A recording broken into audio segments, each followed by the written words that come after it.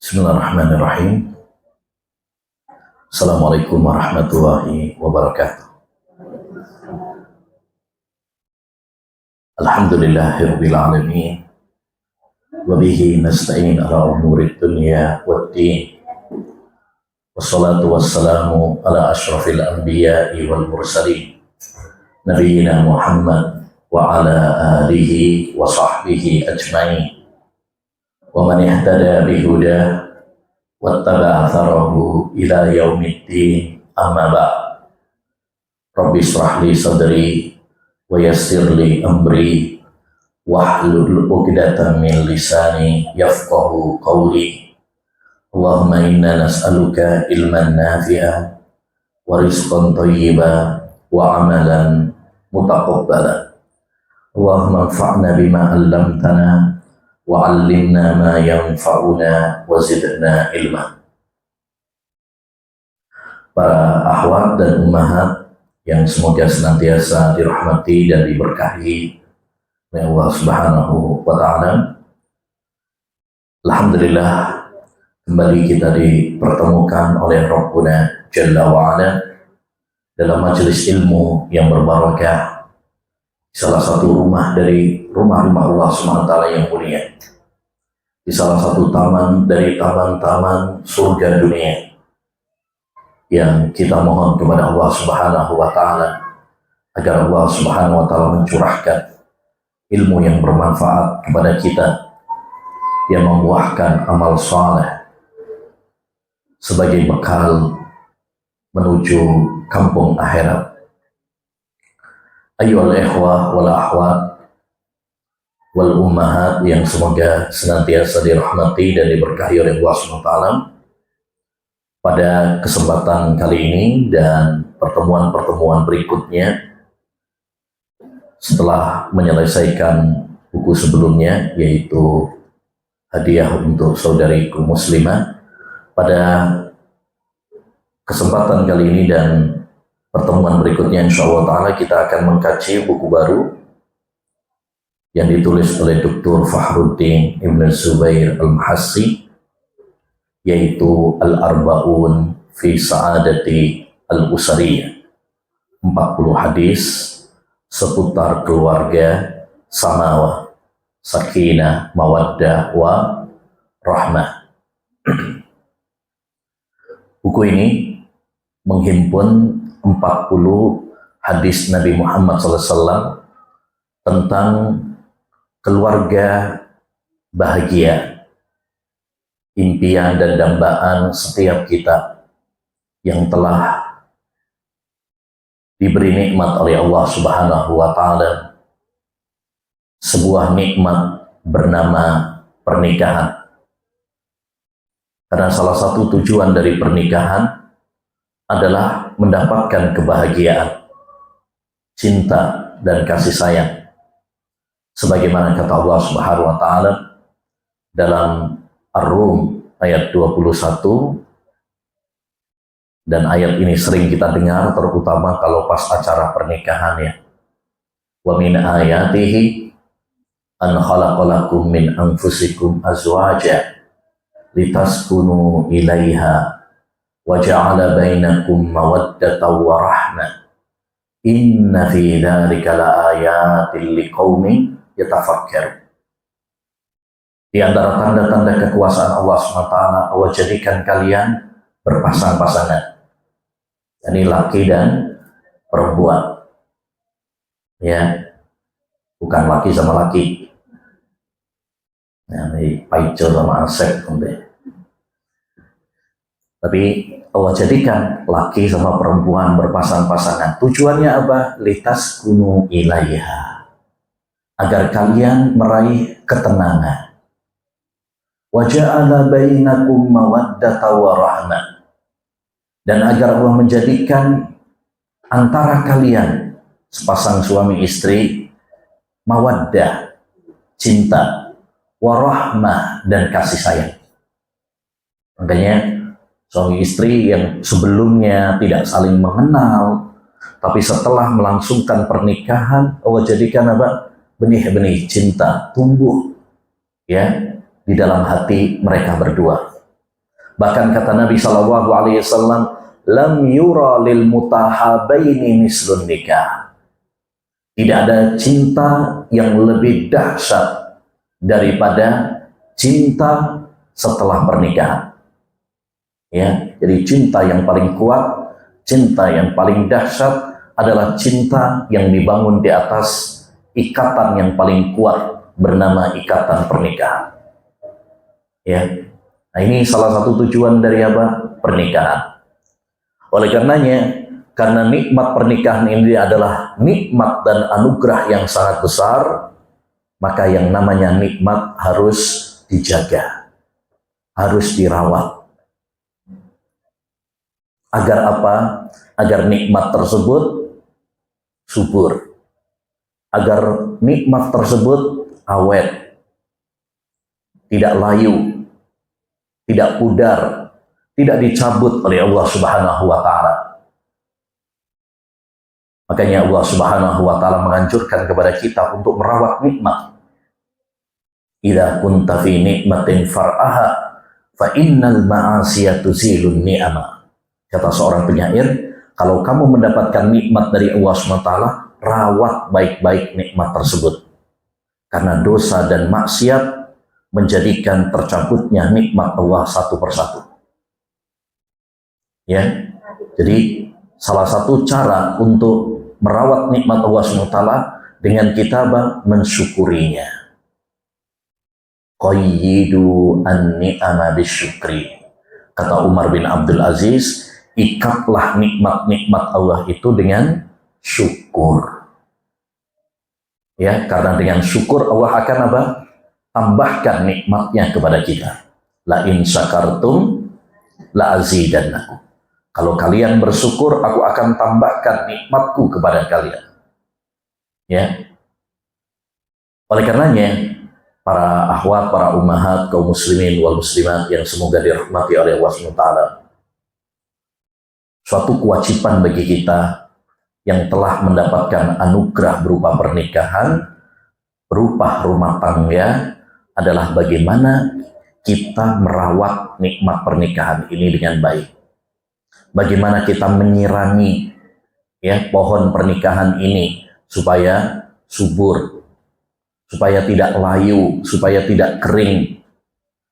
Lebih-lebih yang harus kita ingat para akhwat, para ummahat ya, bahwa salah satu proyek iblis adalah menghancurkan rumah tangga kita. Jadi iblis itu paling demen, paling semangat untuk menghancurkan rumah tangga kita. Sebagaimana dalam hadis riwayat Muslim ya, disebutkan oleh Nabi SAW bahwa iblis itu memiliki singgasana di tengah laut. Lalu dia kirimkan pasukan-pasukannya untuk menyesatkan anak Adam. Ya, lalu mereka melaporkan satu persatu. Yang satu laporan, saya telah membuat anak Adam minum khamar. Kata iblis, kamu belum ngapa-ngapain. Yang satu lagi laporan, saya sudah membuat orang ini telah jatuh dalam zina. Kamu belum ngapa-ngapain. Lalu ada yang melaporkan, saya sudah bikin orang ini cerai dengan istrinya. Maka kata iblis, ini baru anak buah saya. Ini baru anak buah saya. Dipuji, dirangkul. Ya, kenapa? Karena dengan hancurnya rumah tangga akan gampang bagi iblis untuk merusak tatanan anak Adam. Ya, oleh karenanya hendaknya bagi kita untuk mensyukuri nikmat pernikahan ini. Tapi bagaimana cara mensyukurinya?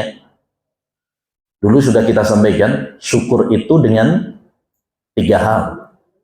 Afadatkumun na'ma'u minni salasa, yadi wa lisani wa dhamiran muhajjaba. Syukur itu diwujudkan dengan 3 hal. Yang pertama, syukur dengan hati. Yang kedua, syukur dengan lisan. Yang ketiga, syukur dengan anggota badan. Syukur dengan hati maksudnya yaitu kita meyakini bahwa semua nikmat yang kita peroleh, termasuk nikmat pernikahan, itu semata-mata datangnya dari Allah Subhanahu wa Ta'ala semata. Bukan karena kehebatan kita, bukan karena kita ganteng, bukan karena kita cantik. Betapa banyak ya orang ganteng, orang cantik belum nikah-nikah juga. Ya. Tapi karena Allah Subhanahu wa Ta'ala yang memberikan anugerah kepada kita. Wa ma bikum min nikmatin faminallah. Tidak ada satu nikmat pun yang kalian peroleh kecuali itu datangnya dari Allah saja. Ini yang pertama. Yang kedua, syukur itu diwujudkan dengan lisan, yaitu dengan memuji Allah Subhanahu wa Ta'ala, dengan mengucapkan Alhamdulillah, segala puji bagi Allah Subhanahu wa Ta'ala yang telah banyak memberikan nikmat kepada kita. Nikmat-nikmat yang tak terhitung jumlahnya. Makanya kita dianjurkan untuk sering mengucapkan Alhamdulillah dalam banyak kesempatan. Setelah makan, Alhamdulillah. Setelah tidur, Alhamdulillah. Bahkan setelah bersin, Alhamdulillah. Karena itu semuanya adalah nikmat dari Allah Azza wa Jalla. Yang ketiga, syukur diwujudkan dengan anggota badan. Maksudnya, ya, dengan kita mendapatkan nikmat, kita semakin dekat dengan Allah Subhanahu wa Ta'ala. Kalau kita dikasih harta, kita gunakan harta tersebut untuk ketaatan kepada Allah Subhanahu wa Ta'ala. Kita belanjakan di jalan Allah Subhanahu wa Ta'ala. Kalau kita diberi kesehatan, kita gunakan kesehatan kita untuk ibadah kepada Allah Subhanahu wa Ta'ala. Nah, ketika kita diberi nikmat sebuah pernikahan, kita jadikan nikmat pernikahan tersebut untuk semakin dekat dengan Allah Subhanahu wa Ta'ala. Setelah kita menikah, kita semakin baik. Ya, setelah kita menikah, kita semakin dekat dengan Allah Subhanahu wa Ta'ala. Kita jadikan pernikahan ini sebagai ladang pahala bagi kita. Suami bekerja mencari nafkah, itu pahala baginya. Seorang istri menjalankan kewajibannya, tugasnya sebagai ibu rumah tangga, itu juga apa? Pahala baginya. Ya, ketika mereka mendapatkan anak, mereka didik anaknya dengan baik, mereka rawat dengan penuh cinta dan kasih sayang, itu juga menjadi ladang pahala bagi kedua orang tuanya, menjadi investasi pahala di akhiratnya. Masya Allah. Jadi kalau kita betul-betul mewujudkan syukur dengan sebenar-benarnya, ya, maka nikmat pernikahan, nikmat rumah tangga ini akan betul-betul menjadi kebahagiaan. Nah, permasalahannya, ada sebagian orang, bahkan sering kita dapati, saudara kita, sahabat kita, kerabat kita, teman kita, kadang-kadang sudah mendapatkan nikmat berupa pernikahan, tetapi dia tidak pandai untuk merawat nikmat tersebut. Betapa banyak orang sudah mendapatkan nikmat pernikahan, tetapi ya, dia gugur di tengah jalan. Ya, dia tidak mampu untuk merawat dan menjaganya. Sehingga ya, nikmat pernikahan tersebut pun pudar. Ya, kapal pernikahan tersebut pun bocor. Ya, mendapatkan hantaman badai dalam rumah tangga. Betapa banyak kemudian apa? Berakhir dengan perceraian, berakhir dengan perpisahan. Apa masalahnya? Masalahnya adalah karena kedua pasangan atau suami dan istri atau salah satunya tidak menjalankan konsep agama Islam, syariat Islam dalam membangun rumah tangga. Ya, baik suami yang melakukan kesalahan atau istri atau dua-duanya. Jadi ketika terjadi perceraian pasti karena kesalahan, pasti karena dosa yang dilakukan oleh salah satunya. Dalam riwayat Imam Al-Bukhari dalam Adabul Mufrad dan hadisnya sahih disebutkan oleh Nabi SAW, ma tawadasnani fillah thumma iftaraqa illa lidhanbin yuhdisuhu ahaduhuma.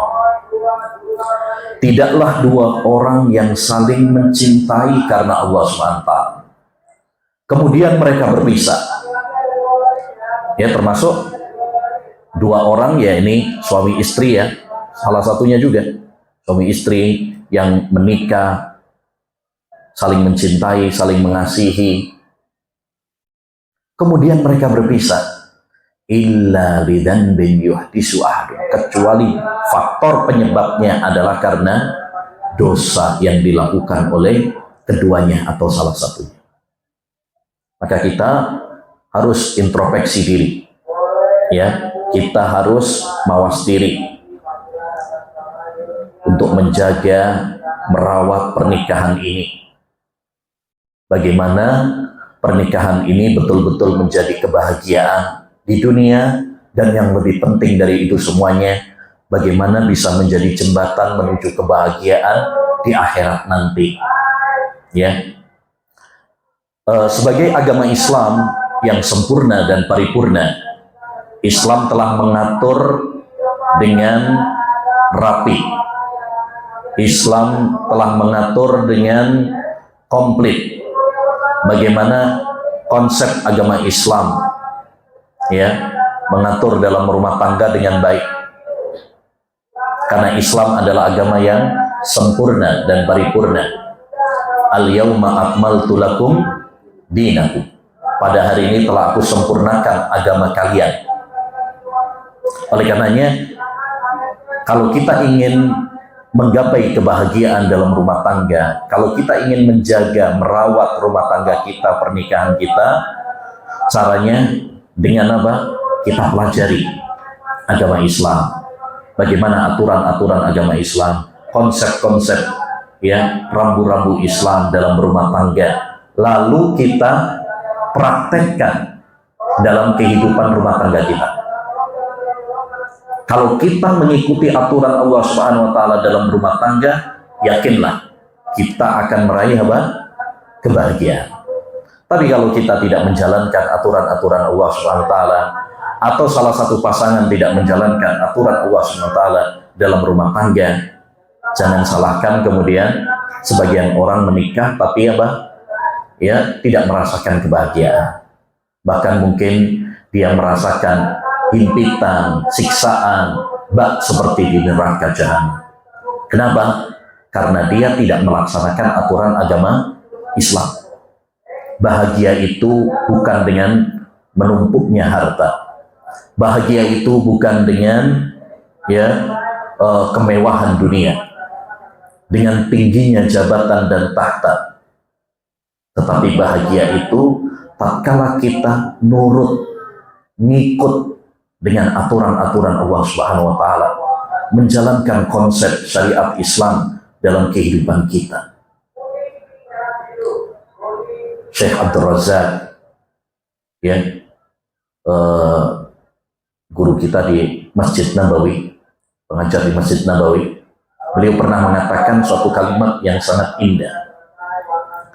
As-sa'adatu biyadillah, fala tunalu illa bita'atillah. Kata beliau, kebahagiaan itu di tangan Allah Subhanahu wa taala. Tidak mungkin kita meraih kebahagiaan kecuali dengan kita taat sama Allah Subhanahu wa taala. Bahagia itu di tangan Allah Subhanahu wa taala. Tidak mungkin kita meraih kebahagiaan tersebut kecuali dengan kita ya taat sama Allah Subhanahu wa taala. Oleh karenanya, ya insyaallah taala pada kesempatan ini kita akan membaca 40 hadis tentang rumah tangga samawa dengan harapan ya mudah-mudahan kita termasuk orang-orang yang mendapatkan samawa, sakinah, mawaddah, warahmah dalam pernikahan kita, dalam rumah tangga kita, sehingga pernikahan kita, rumah tangga kita membawa kebahagiaan bagi kita di dunia, lebih-lebih nanti kelak di akhirat yang berakhir kita berjumpa dan reuni bersama dengan keluarga kita di surga. Ya, jannatu adni yadkhulunaha wa man salaha min abaihim wa azwajihim wa dzurriyyatihim. Ya, yaitu tatkala di surga aden mereka berkumpul dengan istri mereka, dengan anak-anak mereka, lalu para malaikat mengucapkan selamat kepada mereka, ya, salamun alaikum bima sabartum, kesejahteraan, keselamatan, kebahagiaan buat kalian wahai keluarga surga, ya, karena kesabaran kalian dahulu di dunia. Insyaallah taala kita akan membaca hadis, nanti kita akan baca, kemudian kita akan ambil beberapa faedah yang terkandung di dalam hadis tersebut. Hadis yang pertama, urgensi nikah, pentingnya pernikahan, ya, manfaat pernikahan, hikmah pernikahan. An Abdullah bin Mas'ud radhiyallahu anhu qala, dari sahabat Abdullah bin Mas'ud, ini termasuk sabiqun al-awwalun, sahabat-sahabat yang mula-mula masuk Islam, muhajirin. Beliau mengatakan, kunna ma'an nabiyyi sallallahu alaihi wasallam, suatu saat kami pernah bersama Nabi sallallahu alaihi wasallam. Faqala, lalu Nabi sallallahu alaihi wasallam bersabda, jangan lupa setiap kali disebut nama Nabi alaihi salatu wassalam, hendaknya bagi kita untuk bersolawat, karena ini pahala kita, ya, pahala kita hadir dalam majlis ilmu. Salah satunya adalah kita akan semakin sering untuk bersolawat. Faqala ya ma'syaras syabab, ya, lalu kata Nabi SAW, wahai para pemuda, ya, pemuda, pemudi, yang dipanggil di sini berarti anak-anak muda. Anak muda itu berapa umurnya? Kapan? Kita masih muda apa enggak? Nah, anak muda itu dimulai dari usia balik. Ya, batas awalnya adalah usia balik. Jadi kalau akhwat misalkan ada yang balik umur 10, berarti umur 10 sudah mulai menjadi anak muda. Kalau akhwat kan biasanya lebih cepat ya baliknya. Baik. Sampai umur berapa? Sampai umur 30 tahun. Ya, pendapat mayoritas ulama mengatakan batas pemuda itu kalau sampai umur 30 tahun. Mulai balik sampai 30 tahun. Ada yang mengatakan pendapat yang kedua, mulai balik hingga 40 tahun. Nah, jadi kalau walaupun anaknya udah 5, tapi kalau masih umur 30 tahun berarti masih masuk ya. Ya. Tapi kalau sudah di atas 40, jangan ngaku-ngaku. Sudah nggak ada pendapat yang ketiga itu. Ya. Pendapat yang ada paling maksimal berapa? 40 tahun. Ada yang 30 tahun, ini yang paling banyak. Dan ada yang berpendapat batasnya 40 tahun. Baik. Kenapa di sini yang dipanggil oleh Nabi SAW adalah para pemuda? Karena anak-anak muda, ya, gelora syahwatnya masih menyala, ya, masih kuat, lebih kuat daripada mereka yang sudah lanjut usia, sudah tua. Ya, usia-usia muda ini godaan syahwatnya lebih apa? Berat. Ini masa-masa muda ini masa-masa syahwat, godaan syahwatnya ya sangat kuat. Makanya Nabi SAW memuji terhadap anak-anak muda yang tumbuh dalam ketaatan kepada Allah Subhanahu wa Ta'ala. Disebutkan di dalam hadis, termasuk 7 golongan yang akan mendapatkan naungan di suatu hari yang tidak ada naungan kecuali naungannya. Salah satunya apa? Wasyabun nasya'a fi ibadatillah. Anak muda yang tumbuh dalam ketaatan kepada Allah. Kenapa? Karena di saat teman-temannya yang lain yang masih muda-muda ini pacaran, narkoba, tawuran, tapi dia ya tumbuh dalam ketaatan. Dia sholat, ke masjid, taklim, Masya Allah, ini jarang-jarang anak muda seperti ini. Makanya dipuji oleh Nabi Muhammad SAW. Lalu, man istata'a minkumul ba'ata falyatazawwaj. Siapa di antara kalian yang memiliki kemampuan untuk menikah, maka hendaknya dia segera menikah. Siapa yang mampu di antara kalian ba'ah, memiliki kemampuan. Al-ba'ah ada 2 penafsiran. Penafsiran yang pertama yakni kemampuan untuk jima, melakukan hubungan badan. Penafsiran yang kedua, dan ini yang lebih kuat insyaallah ta'ala, bahwa kemampuan di sini bukan cuma sekedar jima saja, tapi kemampuan dalam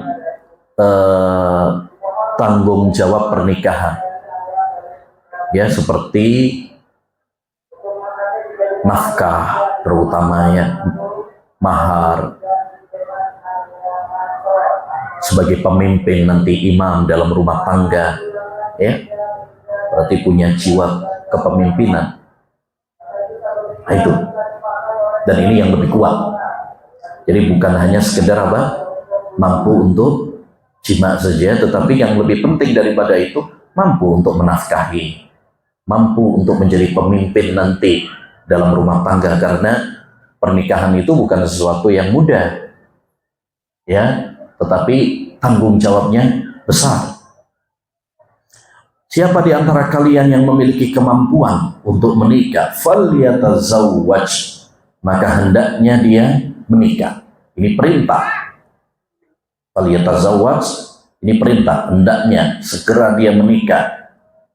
Dan kaidah dalam ilmu usul fikih, hukum asal perintah menunjukkan wajib. Ya, maka ini anjuran, ya, penekanan dari Nabi SAW, ya, kepada kaula muda agar segera menikah, tidak menunda-nunda. Apa manfaat pernikahan? Kenapa Nabi menganjurkan untuk segera menikah? Fa innahu aghaddu lil basari wa ahsanu lil farji. Karena dengan menikah dia akan lebih menundukkan pandangannya serta lebih menjaga farjinya. Ini manfaat apa? Pernikahan. Orang kalau menikah, dia lebih menundukkan pandangannya, lebih menjaga farjinya, lebih terhindar dari zina, dari LGBT, dari onani, dan lain sebagainya. Walaupun bukan berarti kalau sudah nikah sudah aman, enggak juga.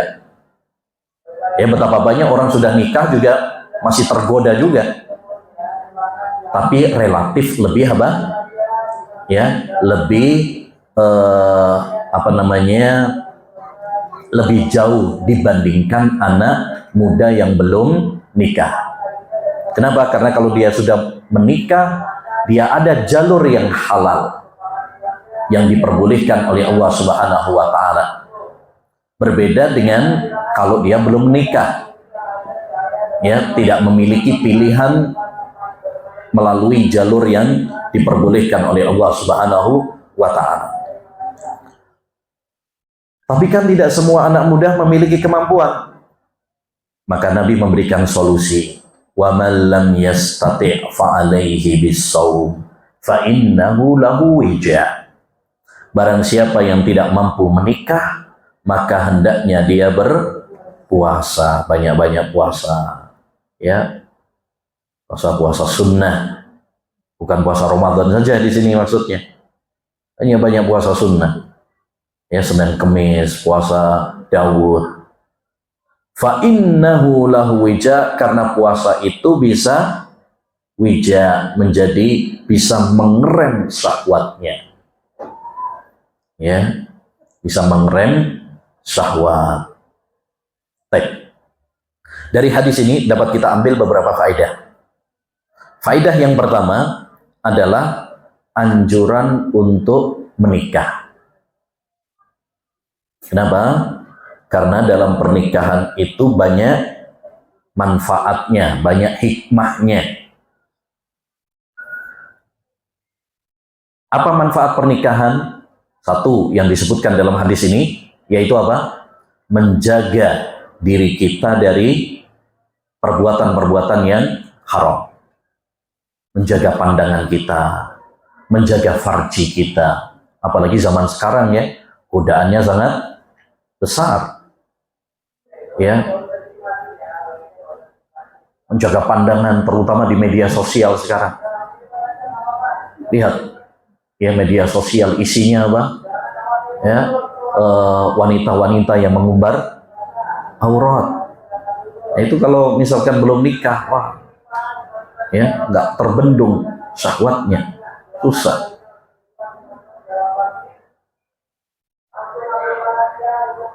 Yang kedua, ya, yang kedua, jadi ini yang pertama, yaitu apa? Menjaga diri kita dari perbuatan-perbuatan yang haram. Yang kedua, di antara manfaat dari pernikahan juga adalah memperoleh keturunan. Memperoleh keturunan. Dengan menikah, nanti kita akan punya anak, putra dan putri. Dan itu akan menjadi investasi pahala. Menjadi kebahagiaan bagi orang tua. Menjadi investasi. Mereka nanti akan mentransfer pahala untuk orang tua ketika kita sudah meninggal dunia. Ketika kita berada di alam barzah, mereka lah yang mentransfer pahala untuk kita. Begitu juga mereka akan memberi syafaat bagi orang tua ketika di surga. Ini manfaat dari pernikahan. Di antara manfaat pernikahan yang ketiga adalah mendapatkan kebahagiaan, ketenangan. Seperti dalam surat Ar-Rum tadi ayat 21, litaskunu ilaiha wa ja'ala bainakum mawaddatan wa rahmah, agar kalian mendapatkan ketenangan, cinta dan kasih sayang. Ya, lebih tenang kalau sudah nikah itu. Berbeda kalau belum nikah. Kalau belum nikah, ya, mau tidur aja, Pak, mikir 1 jam, 2 jam, ya, pikiran melayang kemana-mana. Apalagi kalau ketemu sama orang tua, ketemu sama teman, ditanyain terus kapan nikah, ya, tersiksa batinnya. Baik. Yang kedua, di antara faedah dari hadis yang mulia ini, wajibnya menikah. Wajibnya menikah bagi, ya, bagi mereka yang memiliki syahwat dan memiliki kemampuan untuk menikah. Nih, kalau dua hal ini terpenuhi, maka nikah hukumnya wajib. Satu, dia memiliki syahwat. Artinya apa? Dia tergoda dengan zina, tergoda dengan hal-hal yang haram. Dikhawatirkan kalau dia tidak menikah, dia akan terjerumus di dalam hal-hal yang diharamkan oleh Allah SWT.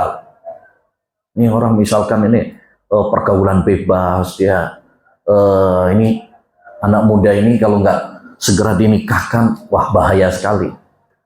Ya, sudah sama pacarnya malam mingguan terus. Ini kalau nggak segera dinikahkan bisa apa? Berbahaya, bisa terjerumus di dalam zina. Nah ini. Yang kedua, dia memiliki kemampuan. Memiliki kemampuan. Yang tadi sudah kita sampaikan, mampu untuk ya menjadi pemimpin dalam rumah tangganya, mampu untuk menafkahinya. Kalau dua hal ini sudah terpenuhi, maka hukum pernikahan baginya hukumnya adalah wajib. Kenapa? Karena Nabi di sini memerintahkan fal yatazawwaj. Dan hukum asal perintah adalah wajib. Karena menghindari diri kita, menjauhi dari perbuatan yang haram seperti zina, LGBT dan lainnya, itu wajib. Kalau tidak mungkin terwujudkan kecuali dengan menikah, maka menikah hukumnya wajib. Ma la yatimul wajibu illa bihi fahuwa wajib. Ya, kaidah usul fikihnya seperti itu. Seperti apa? Orang tidak sah ya sholat kecuali dengan wudhu. Berarti wudhu hukumnya wajib. Orang nggak bisa wudhu kecuali misalkan dengan membeli air. Dengan membeli air. Satu-satunya cara misalkan hanya dengan membeli air. Kalau nggak membeli, dia nggak bisa berwudhu. Berarti hukum membeli air wajib. Kalau dia memiliki kemampuan untuk membelinya. Demikian juga menghindari dari perbuatan zina dan lain sebagainya wajib. Kalau itu tidak terpenuhi kecuali dengan menikah, maka menikah hukumnya wajib. Oleh karenanya, hendaknya bagi kita menganjurkan, ya, memotivasi anak-anak muda, terutama kalau kita punya anak-anak yang sudah menginjak usia tadi muda tadi, mulai balik sampai ini, ya, hendaknya memotivasi mereka untuk menikah. Ya, jangan mempersulit, permudah urusannya. Kita sebagai orang tua jangan mempersulit. Yassiru wala tu'assiru, permudah, jangan mempersulit. Kenapa? Karena kalau kita mempersulit anak-anak muda dari pernikahan, lalu mereka terjerumus di dalam dosa, maka kita ikut menanggung dosa. Karena telah mempersulit pernikahan mereka. Disebutkan oleh Qatadah As-Sadusi, seorang tabi'in, idza balaghal ghulamu wa lam yuzawwijhu abuhu fawaqa'a fil fahisa athimal ab. Apabila ada seorang anak muda yang sudah balik, lalu dia tidak segera dinikahkan oleh orang tuanya, dipersulit sama orang tuanya, akhirnya anak muda tersebut jatuh di dalam dosa, zina, LGBT, ya, onani dan lain sebagainya, atau melihat hal-hal yang haram, athimal ab, maka orang tua ikut nanggung dosa. Karena tugas orang tua adalah melindungi anak-anaknya, ya, dari neraka Allah Subhanahu wa taala. Hu anfusakum wa ahlikum nar. Jaga diri kalian dan keluarga kalian dari neraka. Yang ketiga, di antara faedah dari hadis yang mulia ini adalah haramnya onani. Haramnya onani. Diambil dari mana? Diambil dari waman lam yastati fa'alaihi bisawm fa innahu lahu wija. Barang siapa yang tidak mampu menikah, maka hendaknya dia puasa. Maka bagi yang tidak mampu menikah, solusi dari Nabi adalah puasa, bukan onani. Ya, bukan onani. Jadi onani hukumnya adalah haram, kecuali jika dilakukan suami istri. Antar suami istri maka boleh dengan kesepakatan para ulama. Karena suami istri, ya. Tapi kalau itu bukan suami istri, atau dia melakukan sendiri, maka itu hukumnya haram. Jadi onani itu ada 3 keadaan. Yang pertama, jika dilakukan oleh suami istri, maka ini halal. Ya, walladzina hum li furujihim hafidun illa ala azwajihim aw ma malakat aymanuhum. Dan orang-orang yang beriman itu mereka menjaga farji mereka kecuali kepada istri mereka dan budak mereka, maka itu diperbolehkan. Jadi kalau suami istri nggak masalah. Yang kedua, kalau yang melakukannya bukan istri dan bukan budak, maaf, misalkan seperti temannya misalkan atau pacarnya, ya, maka ini hukumnya haram. Hukumnya haram dengan kesepakatan para ulama. Yang ketiga, jika onani tersebut dilakukan oleh dirinya sendiri,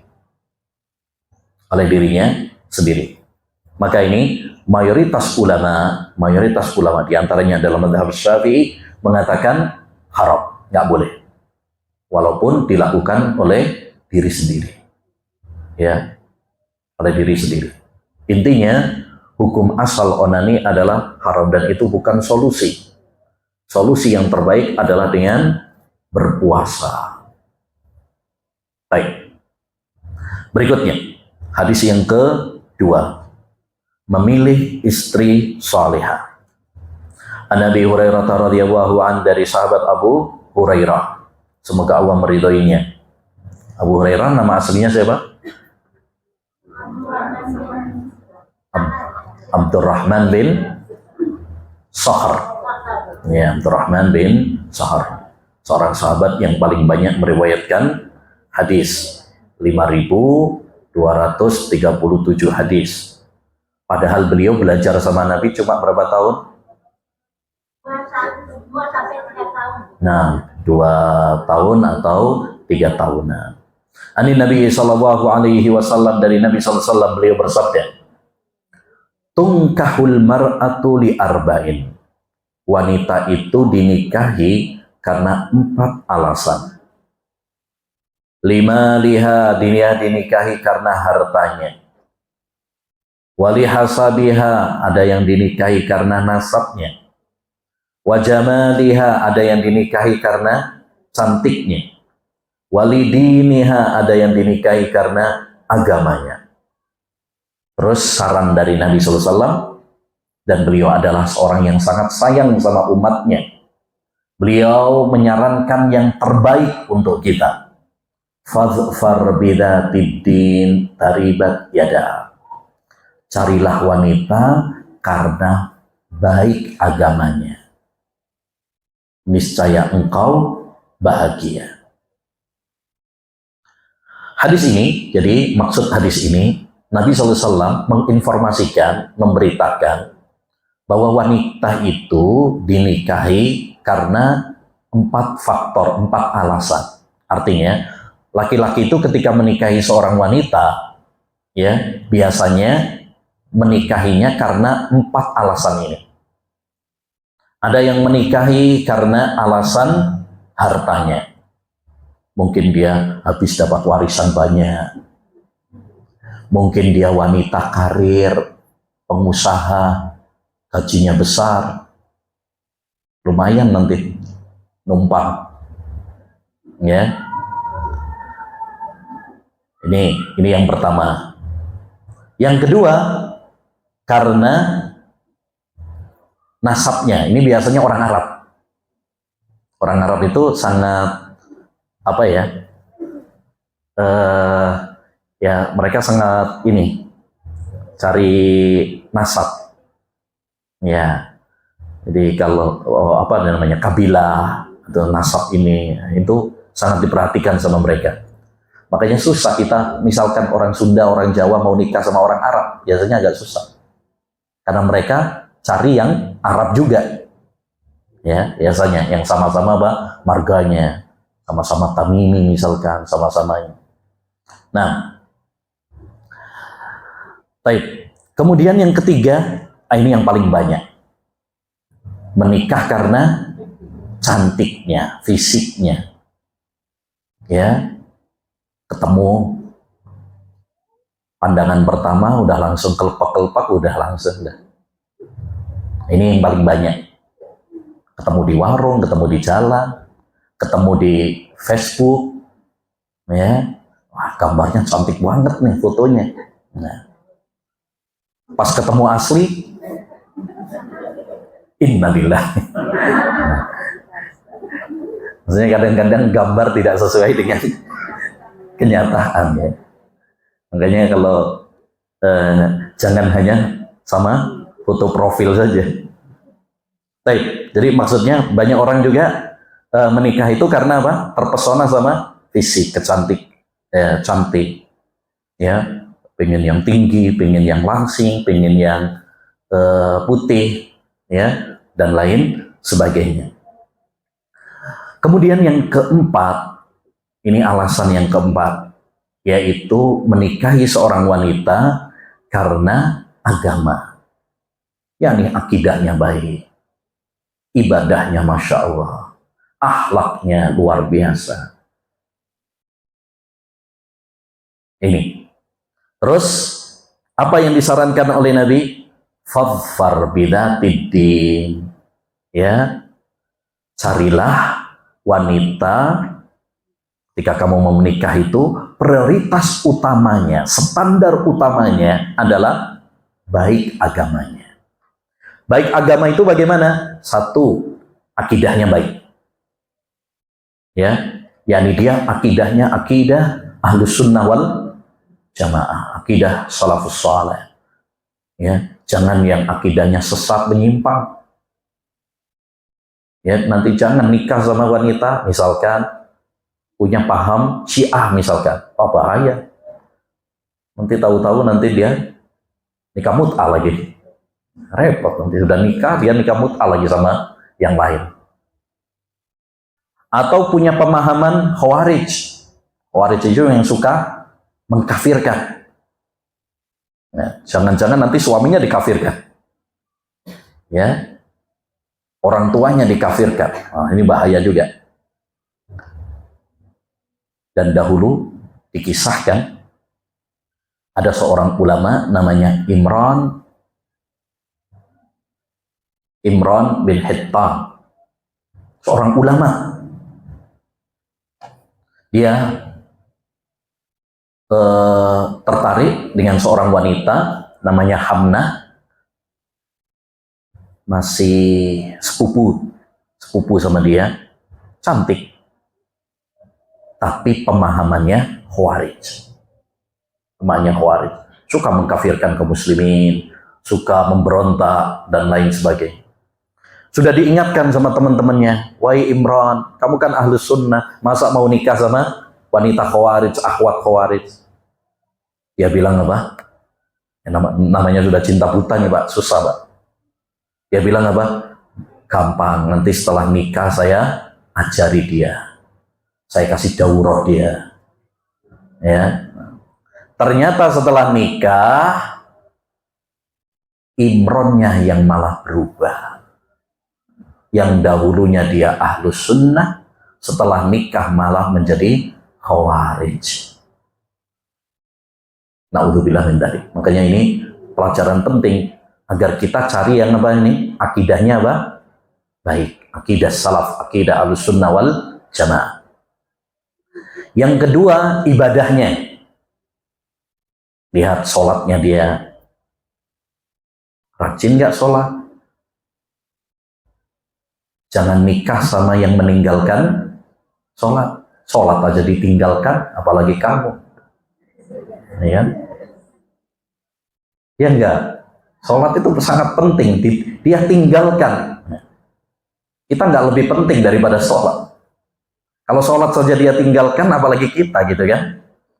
Nah, jadi bagaimana puasanya? Ya, puasa Ramadan, puasa apa enggak? Kemudian jilbabnya, kan itu kewajiban. Ya, jangan sampai kita menikah dengan wanita yang tidak berjilbab. Kenapa? Karena berarti dia belum menunaikan kewajiban ibadah kepada Allah Subhanahu wa Ta'ala. Jangan kemudian beralasan nanti kan bisa dididik. Ya, nanti itu lebih susah, Pak. Mending cari yang sudah bagus sekalian. Mendidik yang sudah jadi saja susah. Ya, kita udah dapat nih yang akhwat udah ngaji aja. Merawat yang sudah jadi saja belum tentu bisa. Belum tentu berhasil. Apalagi merawat dari awal, didik dari awal. Baik. Yang ketiga, akhlaknya. Akhlaknya. Bagaimana akhlak dia? Bagaimana akhlak dia kepada keluarganya? Dia bentak-bentak nggak sama orang tuanya? Berani nggak sama orang tuanya? Sama saudara-saudaranya, sama temennya? Ya, ini penting. Jadi ini tiga ini yang paling penting dari sisi agama ya. Akidahnya, ibadahnya, kemudian apa? Akhlaknya. Ya. Baik. Terus kata para ulama, prakteknya kalau kita misalkan mau, ini kan ketika kita mau menikah ya. Kalau kita mau menikah, maka yang ditanyakan pertama kali adalah hal-hal yang lain dulu. Baru ya masalah agama itu terakhir. Kalau kita mau nikah, yang ditanyakan itu yang lain-lain dulu. Baru yang terakhir adalah masalah agama. Itu prakteknya. Supaya apa? Supaya agama itu menjadi standar kita menerima atau menolak. Jadi misalkan ketika kita ta'aruf, nanya dulu, misalkan anak keberapa, itu untuk mengetahui dia dari keluarga yang subur atau tidak. Ya, pendidikannya, untuk kita tahu dia sekolah apa enggak, berpendidikan apa tidak. Ya kalau sekarang mungkin dia biasa ikut kajian apa enggak, itu mempengaruhi ya komunitasnya. Nah, bla bla bla, baru kemudian yang terakhir masalah apa? Agama. Jangan agama dulu baru kemudian nanya yang lain. Kenapa? Karena kalau kita nanya agama, baru kemudian yang terakhir masalah cantik. Ternyata nggak cantik. Akhirnya kita menolaknya hanya gara-gara masalah kecantikan. Tapi kalau yang pertama misalkan nanya cantiknya dulu misalkan, baru yang terakhir masalah agama. Kita menolak atau menerima, standar utama kita adalah karena agama. Itu prakteknya seperti itu. Ya, seperti dijelaskan oleh Imam Ahmad bin Hanbal rahimahullahu ta'ala. Baik. Berikutnya, kalau tadi laki-laki mencari kriteria apa? Seorang istri. Dan sebelum kita melangkah kepada hadis yang ketiga, secara garis besar, ya calon istri itu dilihat kalau kriteria dalam agama Islam itu satu dari sisi tadi agama, dilihat dari agama istri yang solehah, akidahnya, ibadahnya, akhlaknya. Kemudian kriteria yang kedua, ini kriteria yang kedua adalah penyayang dan subur. Penyayang dan subur. Sebagaimana dalam hadis yang lain, Nabi mengatakan, tazawwaju al-wadud al-walud fa inni mukathirun bikumul umam. Menikahlah dengan wanita yang penyayang dan subur. Penyayang itu maksudnya dia nanti sayang sama suaminya, sayang sama anak-anaknya, yang lembut, jangan yang galak. Jadi kalau nikah sama perempuan yang galak, repot nanti. Kasihan nanti suaminya dibentak-bentak, udah kurus dibentak-bentak terus, ya. Atau anaknya, kasihan juga, nanti kasar sama anaknya. Ada buku judulnya apa? Ibu galak kasihan anak. Ya, ibu galak kasihan anak. Kemudian yang kedua, kriteria yang kedua al-walud, yakni yang subur, calon banyak anak. Karena salah satu tujuan dari pernikahan adalah memperoleh keturunan. Ya, memperoleh keturunan. Lah, bagaimana cara mengetahuinya? Kan belum nikah nih. Untuk mengetahui dia subur atau tidak bagaimana? Kata para ulama, caranya adalah dengan mengetahui dari keluarganya. Dari keluarganya. Ketika tanya misalkan, anting anak saudara berapa orang? Oh, saudara saya 12 orang. Nah, ini berarti keluarga yang subur. Nanti bisa bikin timnas nih. Nah, saudara yang subur. Karena buah itu tak jauh dari pohonnya. Buah kalau jatuh tak jauh dari pohonnya.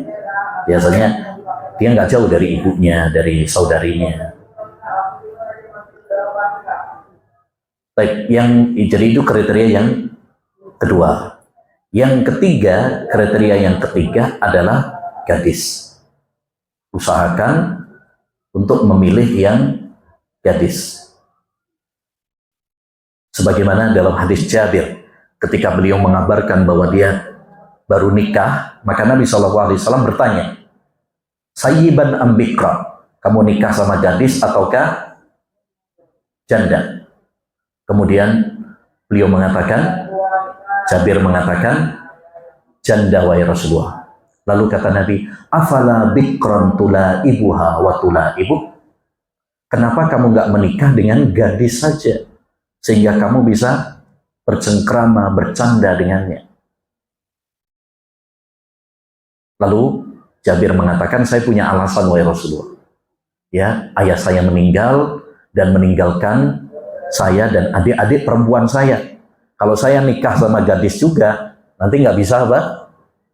Nggak bisa ngemong, nggak bisa ngerawat adik-adik saya. Saya butuh yang janda supaya bisa merawat adik-adik perempuan saya juga.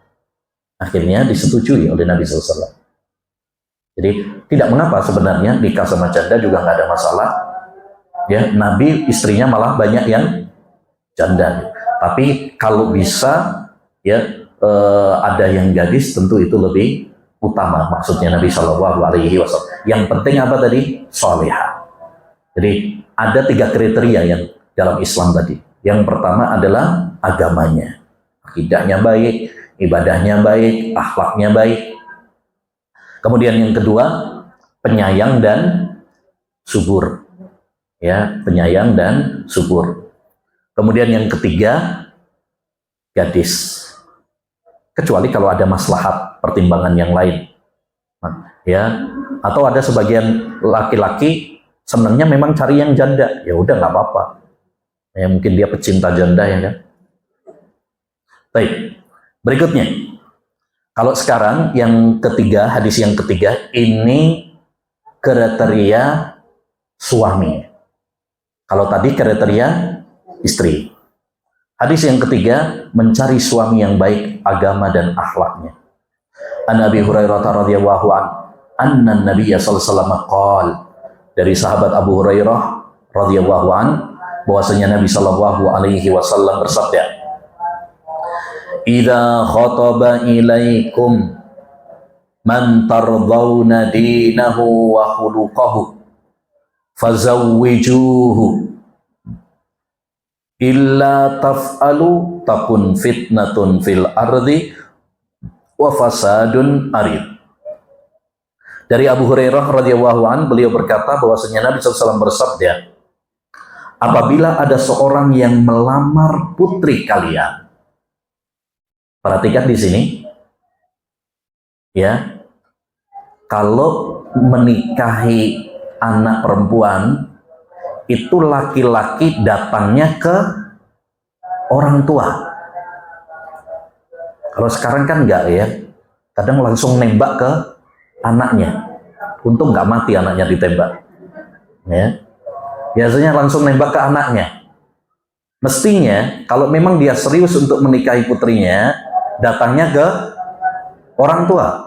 Makanya hadisnya, kalau ada seorang laki-laki, seorang pemuda yang melamar putri kalian, maksudnya datang kepada kalian, wahai orang tua, wahai para wali, dan dia baik agamanya dan akhlaknya. Ya, ini pemuda tersebut, laki-laki tersebut, dia pemuda yang baik, ya, akhlaknya baik, agamanya baik, ya, yakni akidahnya baik, ibadahnya baik. Fazawwiju, segera nikahkan putrimu dengannya. Illa taf'alu, karena jika tidak, ya, kalau nggak segera dinikahkan, maka yang akan terjadi adalah fitnah di bumi dan kerusakan yang sangat besar. Baik, maka hadis ini memberikan kepada kita faedah. Pertama, hendaknya bagi orang tua, bagi para wali yang memiliki anak perempuan, untuk mencarikan jodoh untuk putrinya lelaki yang soleh. Ya, lelaki yang soleh, yang baik akidahnya, yang baik ibadahnya, yang baik akhlaknya. Jadi standar utamanya apa? Agama, Pak. Bukan yang ganteng rupanya, bukan yang tebal dompetnya. Percuma, ya, tebal dompetnya tapi isinya cuma kertas luar. Baik. Jadi maksudnya apa? Standar utama itu adalah agama. Karena kalau dia ngerti tentang agama, maka dia akan membimbing, mencintai, memuliakan istrinya. Makanya pernah dikatakan kepada Hasan Al-Basri, wahai Hasan, saya memiliki anak perempuan, udah banyak yang melamar dia. Kepada siapa saya harus menikahkan putri saya? Maka Hasan Al-Basri mengatakan, nikahkan dengan orang yang bertakwa kepada Allah SWT. Karena kalau dia mencintai anakmu, yaitu putrimu, maka dia akan memuliakan. Kalau dia nggak senang sama anakmu, maka dia tidak akan mendolimi. Ya, kalau nggak ngerti tentang agama, rusak. Percuma, misalkan ganteng, percuma dia kaya, nggak taunya ternyata dia kalau nggak ngerti agama, akhirnya apa? Judi online, lain perempuan, narkoba, dan lain sebagainya. Kasar, KDRT sama ya, istrinya, dan lain sebagainya. Sehingga anak kita malah nggak bahagia hidup bersama dia. Cari yang bertakwa kepada Allah Subhanahu wa Ta'ala. Ya, ini sayangnya banyak wanita, terutama standar utama mereka bukan agama. Secara umum, wanita yang paling dijadikan acuan itu apa? Nah, jujur nih Bu. Ya,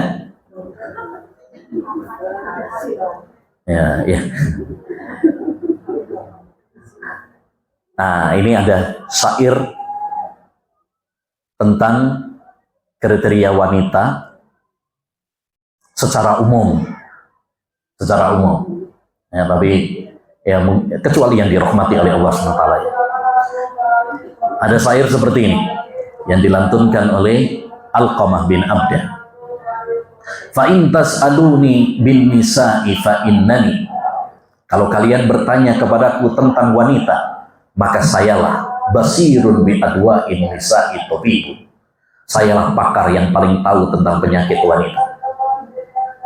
Idza syaba ra'sul mar'i aw qalla maluhu.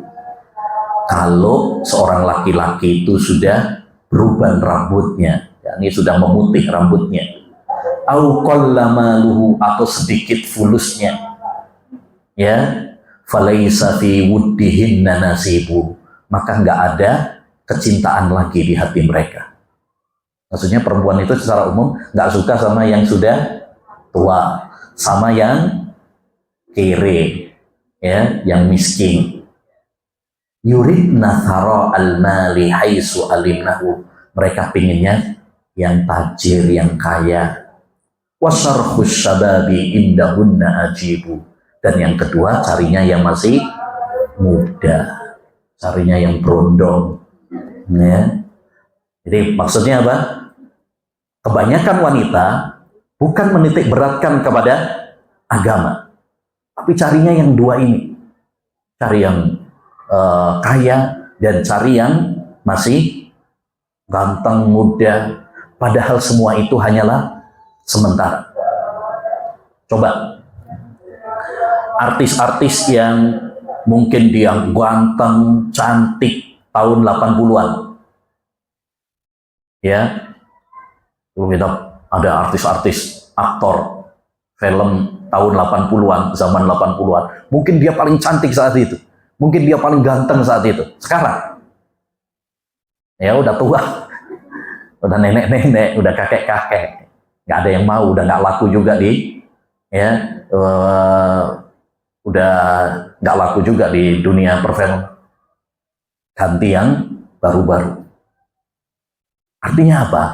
Ganteng, cantik itu hanya sifatnya apa? Sementara saja. Kaya juga demikian. Dunia apa?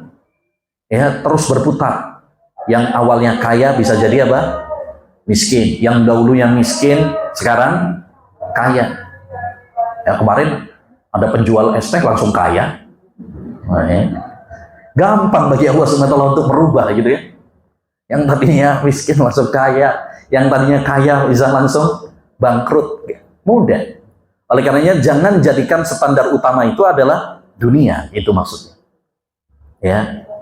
Karena itu nggak awet, itu fana, sementara saja. Yang awet itu agama. Yang kedua, dari hadis ini juga dapat kita ambil faedah, yaitu hendaknya bagi orang tua untuk mempermudah menikahkan apa? Putrinya, putra-putrinya. Jangan mempersulit. Karena kata Nabi di sini, kalau ada seorang pemuda yang baik agamanya, ya, ingin menikahi, melamar putri kalian, segera nikahkan. Karena kalau tidak, maka yang terjadi adalah fitnah dan kerusakan. Berarti apa? Kalau sudah ada yang cocok, baik agamanya, udah jangan dipersulit. Jangan nanti aja deh, nunggu S1, S2, S3, ST. Mumpung lagi viral nih. Ya. Akhirnya kalau sudah S2, S3, udah nggak laku lagi, susah. Banting harga juga susah. Ya. Jadi jangan dipersulit, jangan menunda-nunda. Kalau sudah ada yang baik, udah bismillah, tawakal kepada Allah. Karena kalau dipersulit, kalau kemudian tidak segera dinikahkan, yang terjadi adalah kerusakan. Apa kerusakannya? Satu, apa? Tersebarnya perzinahan.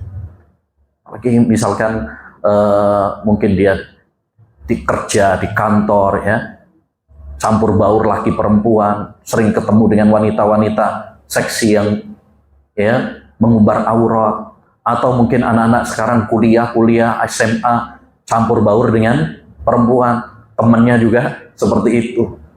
Ya, setiap hari campur baur dengan perempuan, bahkan kadang ya antar jemput kadang sama pacarnya, malam mingguan. Ini bahaya kalau nggak segera dinikahkan. Betapa banyak sekarang ya anak-anak muda akhirnya kebablasan karena pacaran, kebablasan, kemudian hamil duluan, aborsi.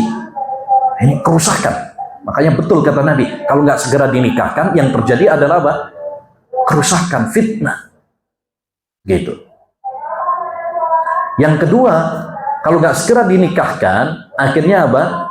Banyak wanita-wanita yang istilahnya kalau bahasa ininya apa itu? Wanita yang sampai tua nggak nikah gitu.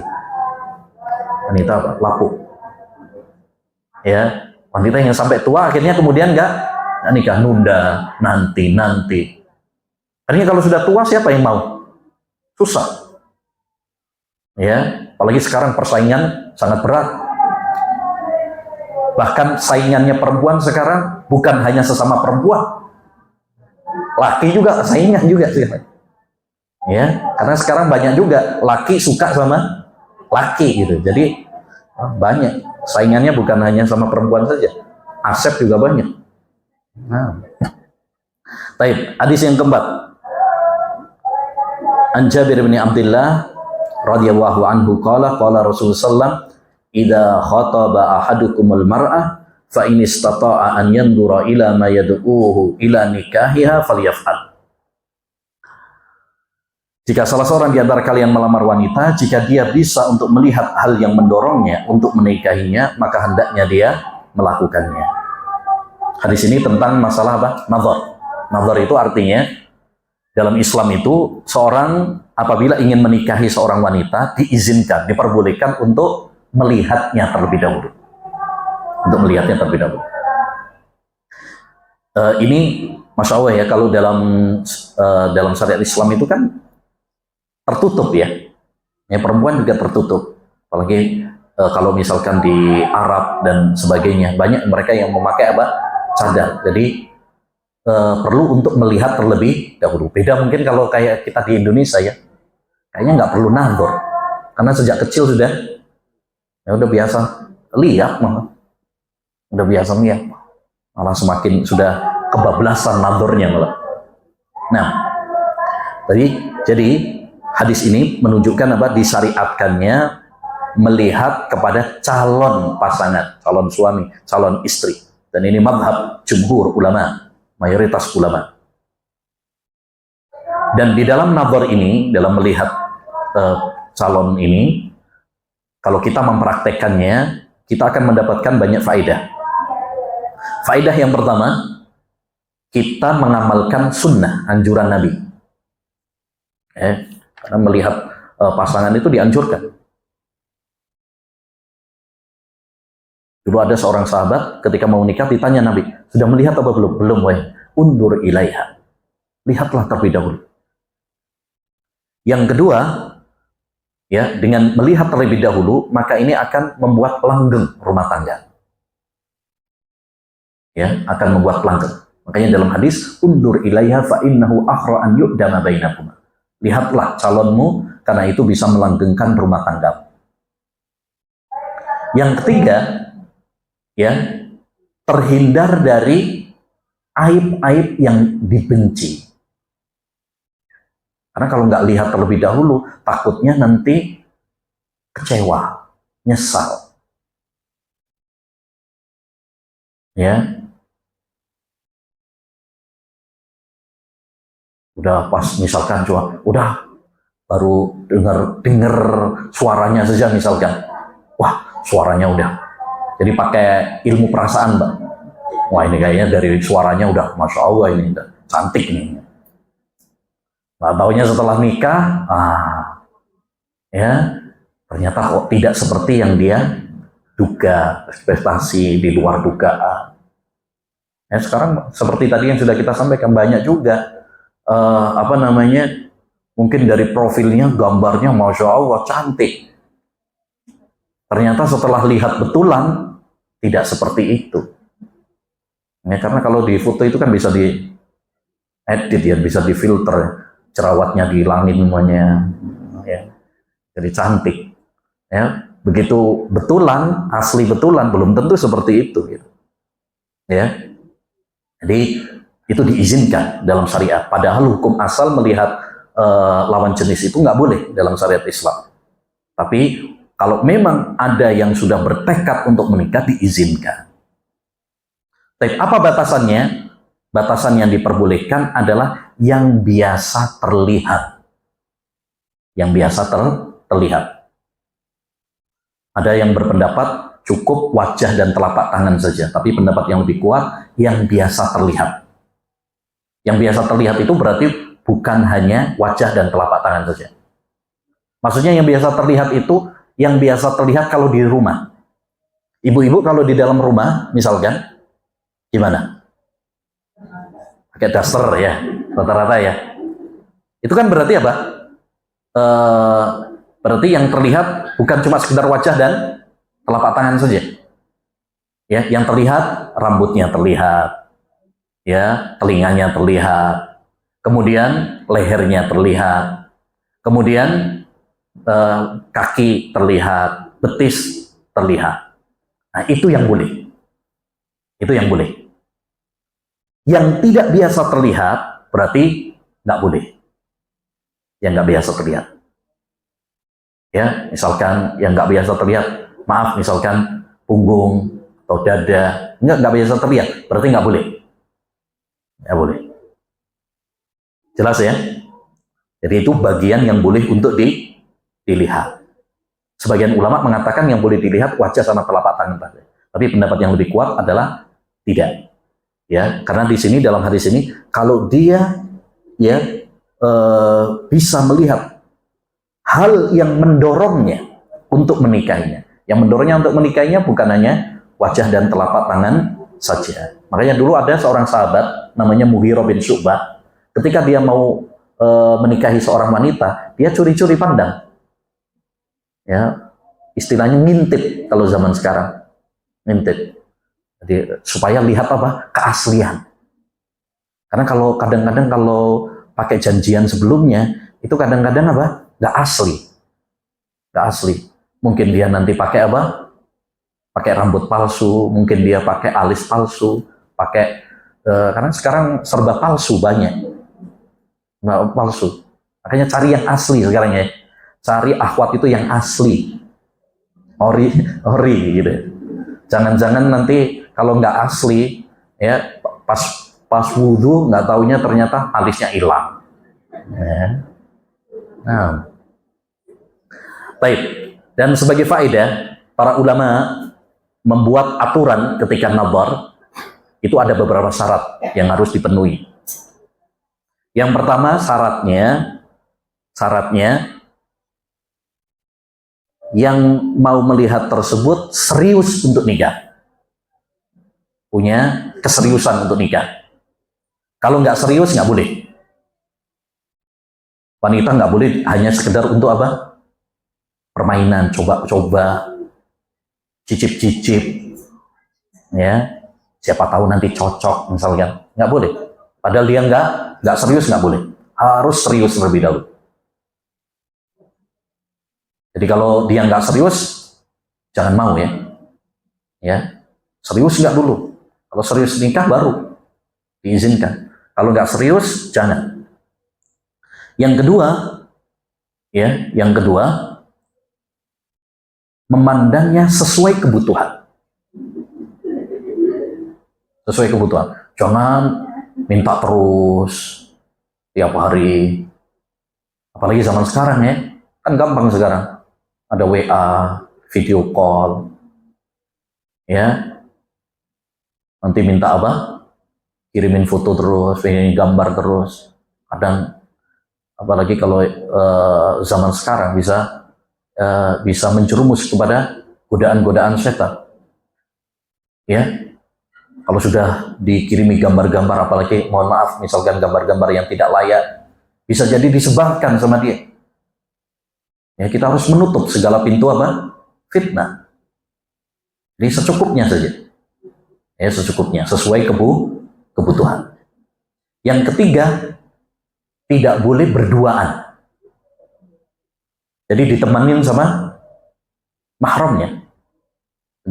Ada walinya, ada ayahnya, atau siapa? Kakaknya.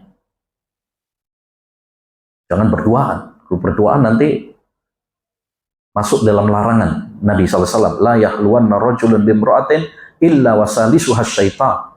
Tidaklah seorang laki-laki berduaan dengan wanita yang bukan mahramnya, kecuali yang ketiganya adalah setan. Kadang ada alasan orang itu, kan kita sebentar lagi udah nikah, nggak apa-apa lah. Ya. Nah, itu godaan-godaan setan. Godaan-godaan setan. Sebelum ya qabil tu nikah, maka hukumnya haram. Iya kalau jadi, kalau nggak jadi, udah dipegang, ya, kadang sebagian orang udah dipegang, udah dicium, bahkan ada sebagian udah dipakai, ternyata nggak jadi. Banyak juga. Pacaran lama, bertahun-tahun, 5 tahun, 10 tahun, nggak taunya datang hanya sekedar tamu undangan. Nggak jadi.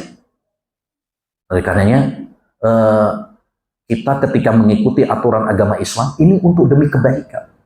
Demi kebaikan bersama.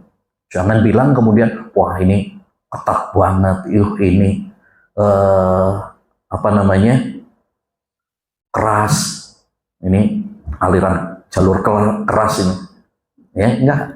Ini demi kebaikan. Ya, syariat Islam itu demi kebaikan untuk semuanya. Kemudian juga di antara berapa tadi? 3 ya. Yang keempat di antara syaratnya juga adalah memandangnya itu bukan karena syahwat. Ya, bukan untuk syahwat, bukan untuk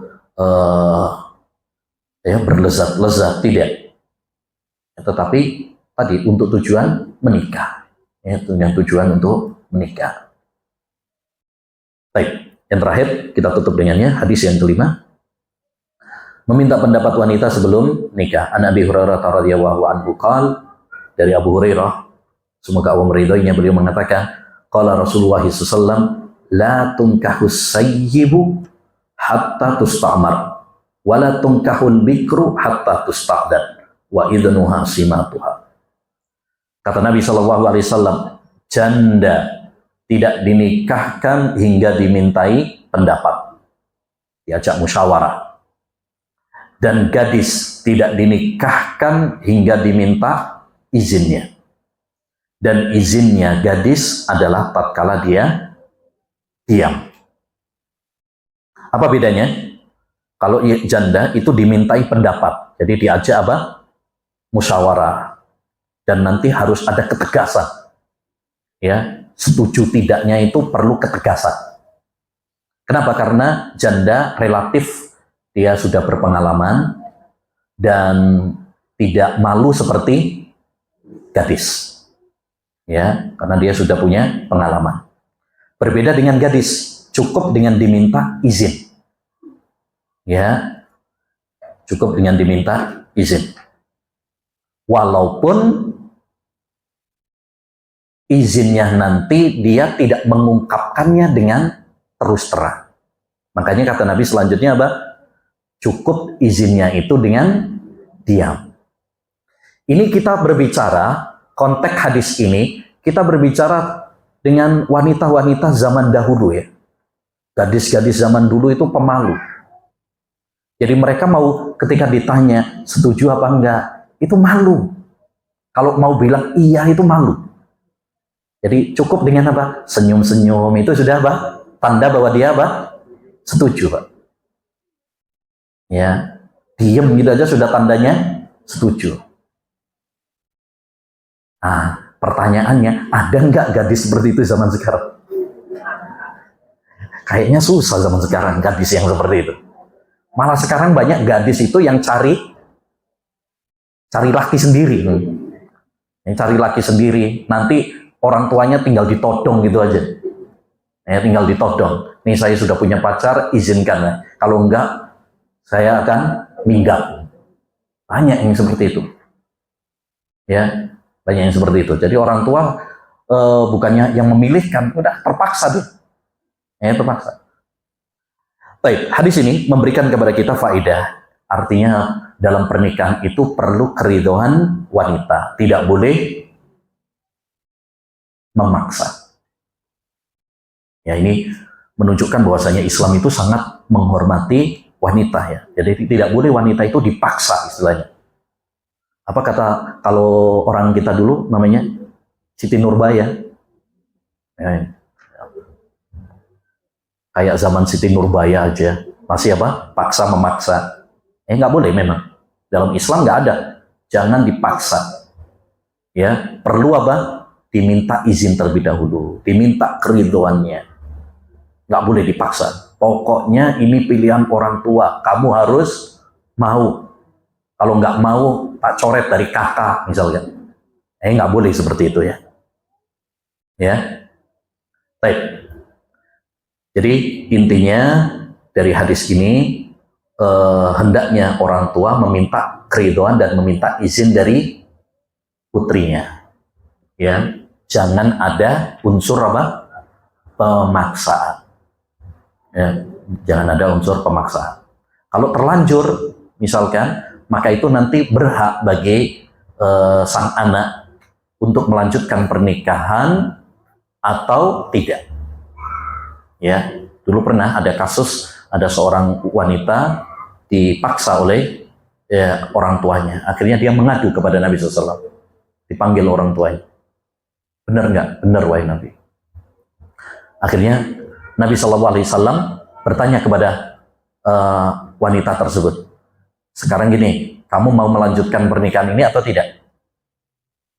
Ya, dia mengatakan, saya setuju wahai Nabi, nggak apa-apa. Cuma saya ingin memberitahukan bahwa wanita punya hak, jangan ada pemaksaan. Ya, dan itu disetujui oleh Nabi SAW. Nah, hanya karena gadis itu lebih pemalu, maka tadi Nabi membedakan. Kalau gadis cukup dengan apa?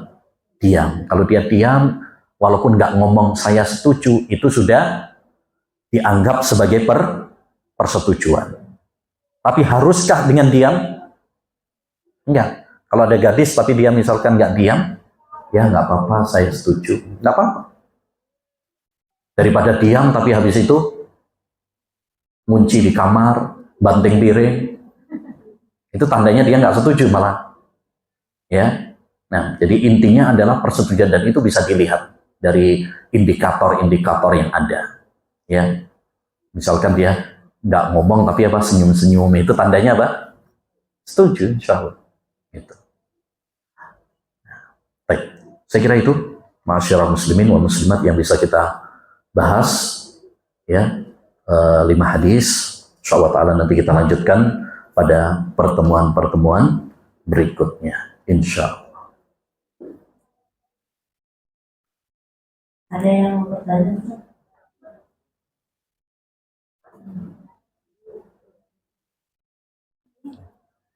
Mau bertanya apa saya yang nanya? Ada yang bertanya dulu kan? Ada yang bertanya? Siap. Bismillah, Assalamualaikum warahmatullahi wabarakatuh. Waalaikumsalam. Gini Ustadz, kadang kala itu di rumah tangga itu suami kan lebih dominan. Tatkala misalkan gitu ya ada tamu, sedangkan di rumah itu kondisi sedang tidak baik-baik saja keuangan gitu. Namun sang suami lebih mengutamakan tamu atau orang lain. Misalkan ada yang pinjam uang gitu Ustadz, udah kasih aja lah tanpa meminta pendapat dulu ke istri gitu saja. Itu hukum perempuan mengikuti atau bagaimana gitu Ustadz. Terus yang kedua, kalau ada kata-kata dari suami seperti ini, saking kesal gitu ya Ustadz sama istrinya, ya udahlah kita udahan aja gitu, atau udah kamu pulang, sebagai batasnya untuk cerai jatuh talak itu kata-katanya seperti apa gitu Ustadz? Apakah dengan kata-kata ya udah kita udahan aja, atau kamu pulang aja itu udah jatuh talak gitu Ustadz? Syukran. Assalamualaikum warahmatullahi wabarakatuh. Waalaikumsalam warahmatullahi wabarakatuh. Baik. Untuk masalah yang pertama, masalah keuangan itu adalah yang ngatur adalah tanggung jawab suami. Ar-rijalu qawwamuna 'alan nisa bima faddala Allahu ba'dahum 'ala ba'd wa bima anfaqu min amwalihim. Ya, kaum laki-laki itu, para suami itu adalah pemimpin atas wanita. Jadi dalam rumah tangga harus ada pemimpin. Jangan ada 2 pemimpin. Kalau ada 2 pemimpin, berantem terus nanti. Yang dijadikan pemimpin dalam rumah tangga dengan ayat tersebut adalah suami. Maka walaupun sekarang ada istilah wanita independen, ya, seindependennya wanita, dia tetap butuh kepada seorang suami dan harus menghormati suami, ya, dan harus menghilangkan egoisme sebagai seorang wanita, ya. Dia harus menghormati suaminya, dia harus menghormati pemimpinnya. Karena kalau dia sudah nggak ada penghormatan kepada suaminya, hancur rumah tangga. Hancur rumah tangga. Kenapa Allah menjadikan laki-laki sebagai pemimpin dalam rumah tangga? Bima faddala Allahu ba'dahum 'ala ba'd. Karena Allah melebihkan kaum laki-laki di atas wanita. Jadi Allah memberikan kelebihan laki-laki yang tidak ada pada wanita. Dari eh, tubuh saja lebih kuat daripada perempuan. Secara umum, kita bicara secara umum ya. Secara umum laki-laki lebih kuat, lebih berani, lebih sabar. Jangan bilang nanti, buktinya ada sebagian sebagian perempuan lebih kuat daripada. Nah, ini sedikit. Tapi kita berbicara secara umum. Berbicara secara umum, laki-laki lebih kuat, laki-laki lebih sabar, laki-laki ya lebih berpikir panjang, ya, karena dia menggunakan akalnya bukan dengan perasaannya. Kemudian wabima anfaqu min amwalihim. Kenapa Allah menjadikan laki-laki itu sebagai pemimpin? Karena dia yang menafkahi istri. Makanya kewajiban memberi nafkah itu di tangan suami. Yang wajib mencari nafkah itu suami. Istri 0%. Enak dalam Islam itu yang berkewajiban cari duit suami. Ya, istri tinggal ngabisin duit. Nah, paling enak kan? Sudah dienakkan loh dalam Islam itu. Suami tugasnya cari duit. Istri tugasnya ngabisin duit. Kalau nggak habis terus bahaya nanti. Bisa buat perempuan lain nanti. Habisin aja. Ya. Jadi kalau kemudian tadi misalkan seorang suami udah lebih mengutamakan misalkan untuk tamunya atau yang lain, ya itu haknya siapa? Suami. Haknya suami. Yang penting istri dan anak-anak mendapatkan apa? Haknya. Kecuali kalau sang istri atau anak-anak tidak mendapatkan hak. Dia lebih, misalkan istri sama anak-anaknya ditelantarkan, nggak dikasih apa? Nafkah. Dia malah uangnya malah dipakai untuk sama teman-temannya. Nah, itu baru seorang istri berhak untuk ya istilahnya apa? Mengingatkan suaminya, mengingatkan atau bahkan malah diizinkan untuk ngambil harta suami. Tapi selama misalkan istri anak juga tercukupi ya, maka ketika seorang suami misalkan memberi untuk tamunya atau temannya, nggak ada masalah. Ya, itu hak dia. Kita harus menghormati apa? Hak suami kita. Baik, masalah yang kedua apa tadi? Kita udahan aja atau pulanglah. Lafaz cerai itu ada dua macam. Kalau kita belajar kitab talak itu ada dua ya. Lafaz cerai itu ada dua. Ada lafdun sharih, lafaz yang jelas. Lafaz yang jelas yaitu lafaz yang dipahami bahwa itu perceraian. Tidak ada yang lain. Misalkan ya, bismillah saya ceraikan kamu. Itu jelas. Bermakna apa? Perceraian. Tidak ada pemahaman yang lain.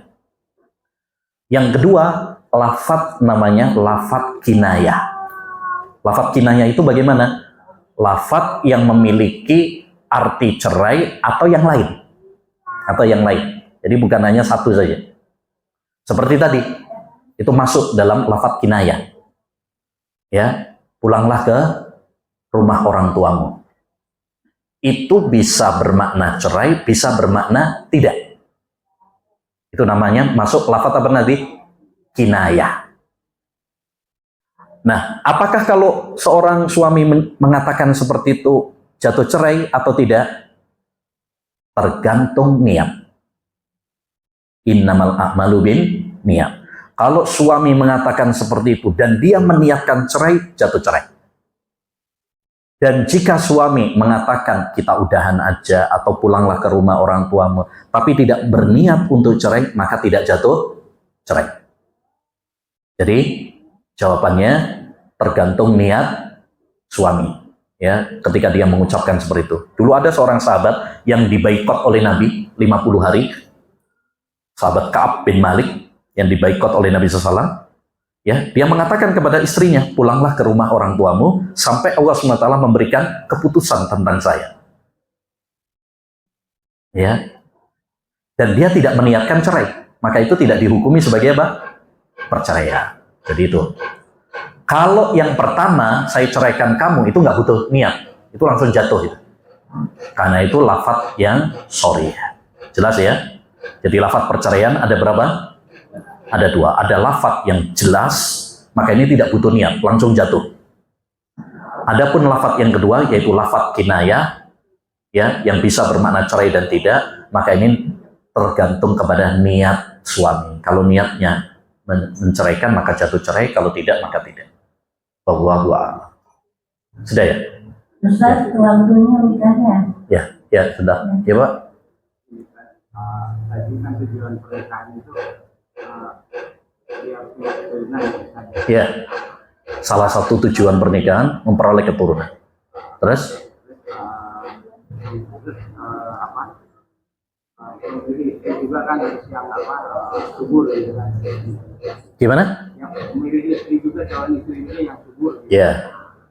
Nah gimana kalau misalnya sementara istrinya udah divonis gitu sama dokter tidak akan punya keturunan gitu, gimana itu solusinya? Setelah nikah. Ya setelah nikah. Setelah nikah ternyata masalah gitu. istrinya divonis nggak bisa melahirkan. Karena memang ada penyakit atau apa gitu. Ya, pertama berdoa kepada Allah SWT. Tidak ada yang mustahil bagi Allah SWT. Likulli da'in dawa. Allah tidak menurunkan penyakit kecuali apa? Ada obatnya juga. Jadi banyak berdoa. Nabi Zakaria, Nabi Ibrahim lama nggak punya anak, tapi kemudian Allah beri anak. Yang kedua berupaya untuk mengobatkan, ya, dengan berbagai terapi-terapi atau pengobatan-pengobatan. Tidak ada yang mustahil. Yang penting kita berusaha terlebih dahulu. Yang ketiga, kalau memang dia memiliki kemampuan, Allah izinkan dalam syariat Islam itu apa? Berpoligami. Ya, berpoligami. Kalau memang dia mampu dan bisa untuk berbuat adil, ya, tidak mengapa. Diizinkan oleh Allah Subhanahu wa Ta'ala. Itu cara yang syar'i. Itu cara yang syar'i. Nah, wallahu a'lam bishawab. Sudah habis ya waktunya? Kasih pertanyaan masih cukup waktunya? Ayo, ibu-ibu. Tadi kita sampaikan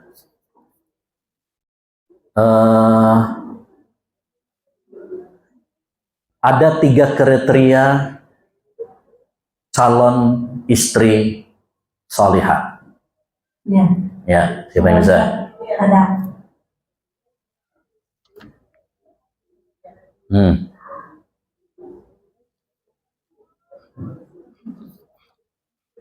Bismillah. Ya. Agamanya kesatu Agamanya itu maksudnya apa? agamanya itu yang akidahnya baik, Akidahnya baik, terus yang sholat, yang ibadahnya baik, terus sholat, puasanya sangat berbahagia. terus apa lagi? Yang kedua penyayang atau Akhlaknya baik. akhlaknya, ya. Right. Terus yang kedua? Yang kedua penyayang atau Penyayang subur, dan subur. Tayyib. Yang ketiga? Gadis. Nah, ahsan, barakallahu fiik. Berikutnya, yang kedua, pertanyaan yang kedua. Tadi kita sampaikan rambu-rambu melihat calon. Ada syarat-syaratnya. Ya, ada yang Ya, bisa, ya, ada yang bisa.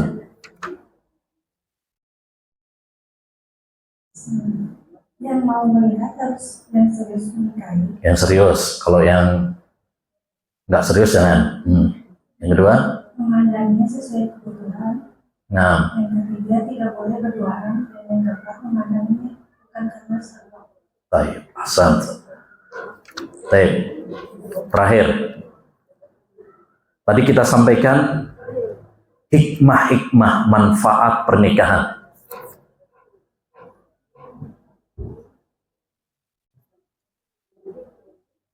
Ah, ada berapa tadi kita sebutkan? 10 apa berapa ya?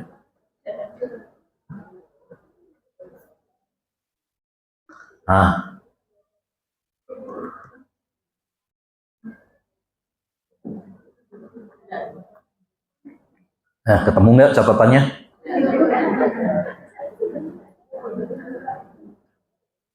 Mengamalkan sunnah itu satu mengamalkan sunnah. Oh, masa itu?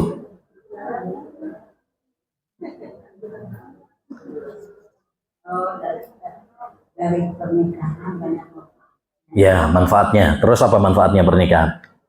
mencegah dari perbuatan zina, Iya, betul. Yang kedua, menjaga diri dari perbuatan haram, sama aja. memperoleh keturunan, Memperoleh keturunan, betul.